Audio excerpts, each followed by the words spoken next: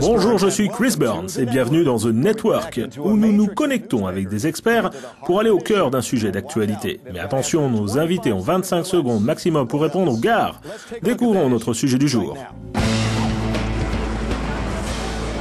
L'annonce a suscité un choc au sein de la classe politique française et au-delà. Peugeot prévoit de supprimer 8000 emplois et de fermer au moins une usine, déclenchant les protestations des salariés du nouveau gouvernement socialiste. Le constructeur automobile évoque une baisse de ses ventes sur fond de récession dans une grande partie de l'Europe.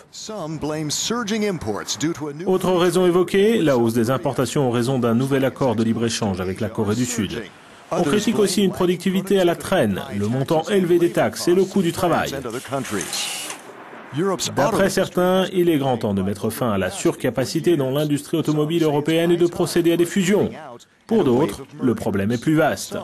Le coût du travail et la productivité devraient être améliorés dans de nombreux secteurs et le soutien aux activités anciennes ne devrait pas se faire au détriment des mesures d'encouragement à la création d'emplois dans les domaines d'avenir. À présent, connecté dans cette édition de The Network, depuis Tokyo, où il effectue un voyage en Asie, Ivan Hodac, secrétaire général de l'Association des constructeurs automobiles européens, ACEA, ici au Parlement européen à Bruxelles. Luc Triangle, secrétaire général adjoint de la Fédération syndicale européenne Industrial. Enfin, également au Parlement, la socialiste française Catherine Trautmann, membre de la Commission Industrie, Recherche et Énergie. Commençons par une question qui s'adresse à vous tous. Mais tout d'abord, Ivan Hodac. Il est clair que l'industrie automobile est saturée. C'est le cas depuis des années. N'est-il pas grand temps de réduire les effectifs ? Oui, je suis d'accord avec vous. Il est grand temps de réduire les effectifs, il est grand temps de mettre un terme à la surcapacité, mais cela ne concerne pas tous les constructeurs ni tous les pays. Le problème touche l'Europe dans son ensemble, cette industrie n'est pas saturée, il n'y a pas de surcapacité au plan mondial. Ce dont vous parlez concerne l'Europe. Bien, Luc, les effectifs devraient-ils être réduits? Si oui, dans quelle mesure?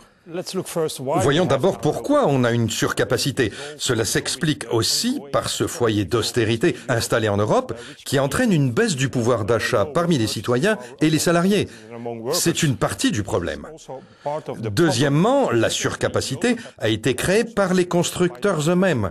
Quand vous investissez à la périphérie de l'Europe, en Serbie, au Maroc, en Turquie, vous générez de la surcapacité sur le marché européen. Et donc c'est quelque chose qui a été créé par les constructeurs. Catherine, les constructeurs européens sont-ils fair-play quand il s'agit de réduire les capacités et de déplacer des emplois? Je pense que nous avons réellement une surcapacité, c'est une réalité. Nous sommes confrontés à une récession sur le marché et on constate que les ventes sont de plus en plus difficiles. La compétition est mondiale et nous devons entamer la mutation de notre industrie automobile en prenant un nouvel élan. Et donc nous devons prendre en compte différents aspects pour porter cette industrie stratégique qui est à la pointe de l'innovation en Europe. Je me tourne vers Luc parce que jusqu'à présent, le gouvernement français a fait très peu de choses pour résoudre la situation chez Peugeot qui prévoit la fermeture d'une usine et la suppression de 8000 emplois. D'après vous, faut-il laisser faire, laisser le groupe faire ce qu'il veut ou alors le gouvernement devrait-il intervenir à grands frais? Il est certain que le gouvernement français doit soutenir la restructuration en cours chez PSA, en prenant toutes sortes de mesures, comme nous l'avons vu ces dernières années dans d'autres pays, comme la réduction du temps de travail. Il est important en ce moment de conserver les salariés formés, les salariés qui ont des qualifications, de bonnes qualifications, de les garder à bord. Catherine, que devrait faire aujourd'hui votre gouvernement socialiste? Le gouvernement socialiste veut résoudre la situation grâce à deux approches. Du point de vue industriel, sous la forme d'un soutien financier aux entreprises, sous-traitants et constructeurs, il est très important de financer l'innovation et les nouvelles technologies. Deuxièmement, l'aspect social. Nous voulons conserver notre industrie ici avec de nouveaux modèles et de nouveaux types de véhicules et mener une mutation du secteur pour qu'il y ait un vrai accord avec les salariés, un accord entre les constructeurs et leurs salariés. Bien, qu'en est-il de la réduction du coût du travail? Faut-il agir sur les cotisations patronales ou sur les salaires eux-mêmes? Luc, qu'en pensez-vous? Je ne pense pas que les salaires soient le problème principal de l'industrie automobile. Le coût total du travail ramené au prix d'une voiture est très très faible. Ce n'est absolument pas le problème. Les salariés de ce secteur sont les plus flexibles qui soient, les plus productifs de l'industrie, et donc ce n'est absolument pas correct et juste de réduire le coût du travail. Mais Luc, s'il reste plus élevé que le coût du travail dans d'autres pays où l'on produit des voitures, c'est une concurrence pour vous? On peut vendre des voitures, mais on doit vendre les bonnes voitures. On doit se concentrer sur les véhicules plus petits, sur d'autres moteurs.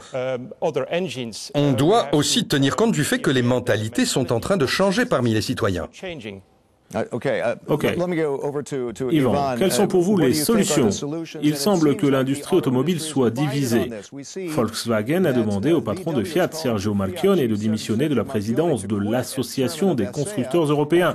Ce dernier avait accusé le groupe allemand de contribuer à un massacre en lançant une guerre des prix.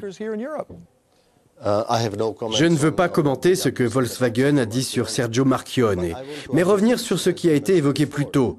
Nous ne produisons pas uniquement pour le marché européen, mais pour d'autres marchés. C'est une industrie mondiale et si on ne considère pas cette industrie à l'échelle de la planète, nous aurons un problème. Catherine, la Commission européenne a prévu environ 12 millions d'euros pour aider à la reconversion de quelques 2000 salariés de Peugeot qui ont perdu leur emploi en 2010. La mesure doit-elle être étendue aux nouvelles suppressions de postes? Ou bien cette aide est-elle trop faible, trop tardive et faudrait-il faire plus? On doit trouver un moyen pour que cette industrie continue de bénéficier de salariés qualifiés parce que c'est très important. C'est tout l'objet de la discussion sociale et des accords sociaux que nous devons sceller pour obtenir des garanties des industriels et des efforts des salariés. C'est ce que nous voulons en France. Ok, une dernière question qui concerne les accords de libre-échange et le protectionnisme. Nous avons ce nouvel accord avec la Corée du Sud. Nombreux sont ceux qui le contestent, dont le gouvernement français. Luc, que faut-il faire? Faut-il plus de protectionnisme et casser ces accords de libre-échange? Tout d'abord, le protectionnisme est aussi un problème à l'intérieur de l'Union européenne. Pas tellement le protectionnisme, mais le fait qu'actuellement, nous n'ayons aucune approche coordonnée en Europe. Nous sommes un grand marché unique, mais en théorie, nous avons 27 politiques différentes. Donc, il faut intégrer et coordonner notre politique européenne. Prenons par exemple les États-Unis. C'est un grand marché unique, avec une politique unique. C'est la même chose en Chine. C'est la première question que nous devons aborder. Ok. Yvan, qu'en pensez-vous? Vous êtes en Asie, à Tokyo actuellement. D'après vous, faudrait-il casser tous ces accords de libre-échange qui permettent à toutes ces voitures d'arriver jusque chez nous? Non, les accords doivent établir un terrain de jeu où les règles sont équitables. Quand on négocie un accord avec la Corée du Sud, il doit y avoir les mêmes conditions pour les Coréens sur le marché européen et pour les Européens sur le marché coréen. C'est la même chose quand on négocie avec n'importe quel pays. Et donc l'industrie ne demande pas l'abandon des accords de libre-échange, elle réclame des règles équitables. On ne les a pas encore et c'est de la responsabilité de la Commission et des négociateurs européens. Ok, un dernier mot, Catherine. Devons-nous abandonner ou modifier ces accords? Nous, au Parlement européen, nous voulions avoir une clause de sauvegarde et on a des exemples de commerce déloyal. Ainsi, Renault était favorable à cet accord parce que le constructeur voulait produire en Corée du Sud. Mais Michelin a eu des problèmes pour vendre ses roues en Corée du Sud. Donc il y a eu du protectionnisme en Corée du Sud et le libre-échange n'est pas une réalité. Pourtant, il doit être une condition essentielle. Ok, il est donc probablement possible d'améliorer ces accords de libre-échange. Merci beaucoup, c'est tout pour aujourd'hui. Nous remercions tous nos invités, Ivan Odatch, Luc Triangle et Catherine Trautmann. C'était Chris Burns et à bientôt pour une nouvelle connexion à The Network.